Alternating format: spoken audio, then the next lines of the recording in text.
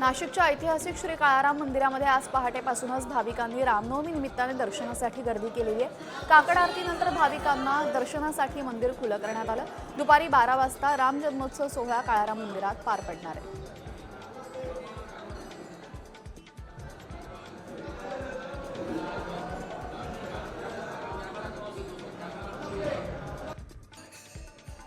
मुंबईच्या वडाळ्यामधल्या राम मंदिरामध्ये मोठ्या भक्तिभावाने आणि उत्साहात रामनवमी साजरी करण्यात येते।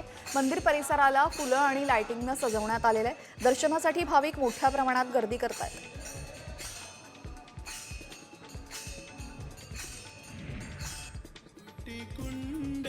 देशभरात रामनवमीचा उत्साह पाहायला मिळतोय। अयोध्येमध्ये दुपारी 12 वाजता रामजन्मोत्सव सोहळा पार पडणार आहे। रामलल्ल्याच्या दर्शनासाठी मोठी गर्दी झाली।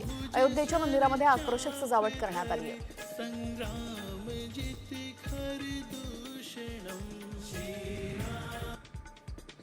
अयोध्येमध्ये रामनवमीच्या निमित्ताने शरयू नदीचा काठ 2 लाख दिव्यांनी उजळून निघणार आहे। अयोध्येतल्या मठ आणि मंदिरामध्ये भव्य कार्यक्रमही आयोजन करण्यात आलेले आहेत। यामध्ये सांस्कृतिक कार्यक्रमांचाही समावेश आहे।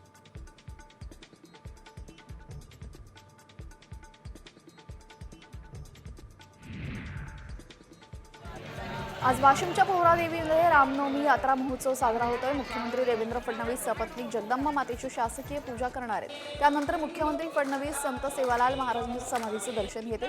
पोहरादेवीमध्ये यात्रेसाठी देश विदेशातील लाखो बंजारा भाविक पोहोचले।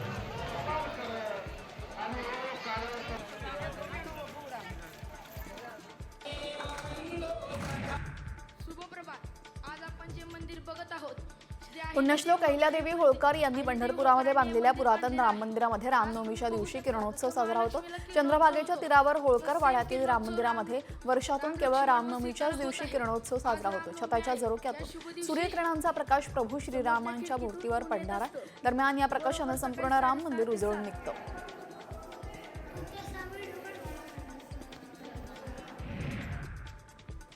पुण्यातील एका कलाकारानं श्रीरामनवमीनिमित्त खास कलाकृती तयार केलेली आहे। त्यासाठी 520 रुबिक्स क्यूब्सचा वापर त्यानं केलेला आहे। ऋषिकेश कांबळे असं या कलाकाराचं नाव असून रामाची ही कलाकृती साकारण्यासाठी त्याला 2 दिवस लागले।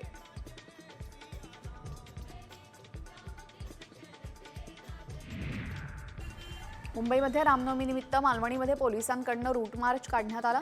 गेल्या वर्षी रामनवमीमध्ये मालवणीमध्ये 2 समाजात तेढ निर्माण झाली होती। त्यामुळे या पार्श्वभूमीवर आज कोणताही अनुचित प्रकार घडू नये यासाठी पोलिसांकडून रूट मार्च करण्यात आलं।